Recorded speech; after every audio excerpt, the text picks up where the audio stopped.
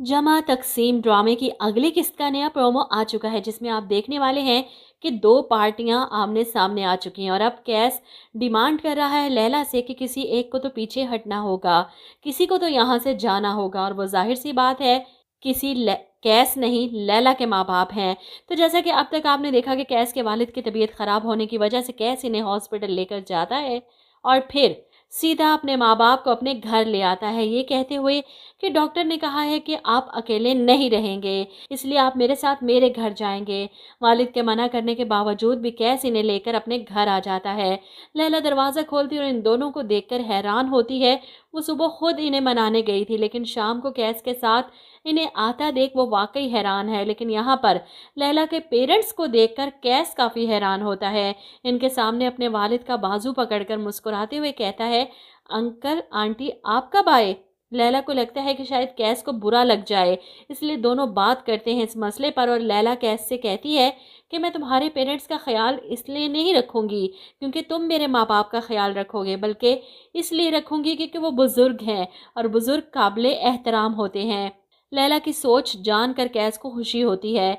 वैसे भी इसके माँ बाप इसे माफ़ करके इसके घर आ चुके हैं, वो काफ़ी मुतमईन हो चुका है। लेकिन एतराज़ और लड़ाइयाँ फिर से शुरू होती हैं क्योंकि कैस की माँ को लैला के माँ बाप का इस घर में रहना बिल्कुल भी पसंद नहीं आया। लैला के वालिद को देखकर वो गुस्से से अपना दरवाज़ा बंद कर देती हैं और अपने शोहर से कहती हैं, पता नहीं वो कब से रह रहे होंगे यहाँ, और हम बूढ़े माँ बाप शक्ल देखने के लिए तरस रहे थे अपने बेटे की, और वो यहाँ अपने सास ससुर की खिदमतें करने में लगा है।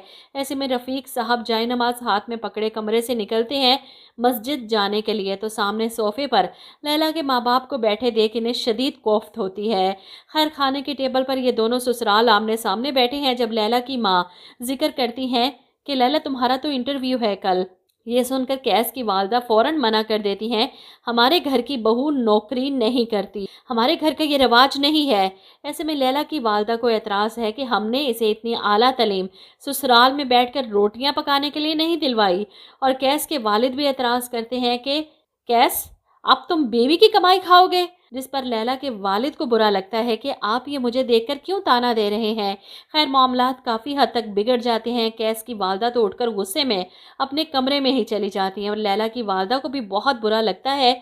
वो अपने शोहर से कहती हैं कि कैस के पेरेंट्स नहायत ही जाहिल और बहुत ही गैर मुहज़्ज़ब लोग हैं, मैं यहाँ पर नहीं रुक सकती। वो अपने शोहर से कहती हैं, जिस पर लैला के वालिद कहते हैं कि लैला को कहीं बुरा ना लग जाए। खैर लैला का इंटरव्यू है और वो परेशान के घर वालों की वजह से यहाँ पर तो एक मैदान जंग शुरू हुआ जाता है। वो कैस को फ़ोन करती है कि आंटी अंकल का रवैया मॉम डैड के साथ बहुत ही वियर्ड है, जिस पर कैस लैला से साफ लफ्ज़ों में कह देता है कि अगर घर को मैदान जंग बनाने से बचाना है तो एक पार्टी को सरेंडर करना होगा। और वो एक पार्टी जाहिर सी बात है लैला के पेरेंट्स हैं, क्योंकि अपने माँ बाप को तो वो घर से नहीं निकाल सकता। बड़ी मुश्किल से इनकी नाराज़गी ख़त्म की है, लेकिन वो लैला की सिचुएशन को नहीं समझ रहा।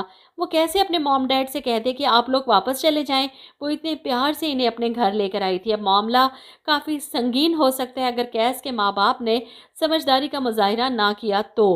इन्हें लगता है लड़की के माँ बाप का ना लड़की पर कोई हक रहता है और ना ही वो अपने दामाद के घर आकर रुक सकते हैं। पुराने ज़माने के ख्यालात रखने वाले ये दोनों लैला के पेरेंट्स को बेशरम, बदलिहाज और बेगैरत समझ रहे हैं।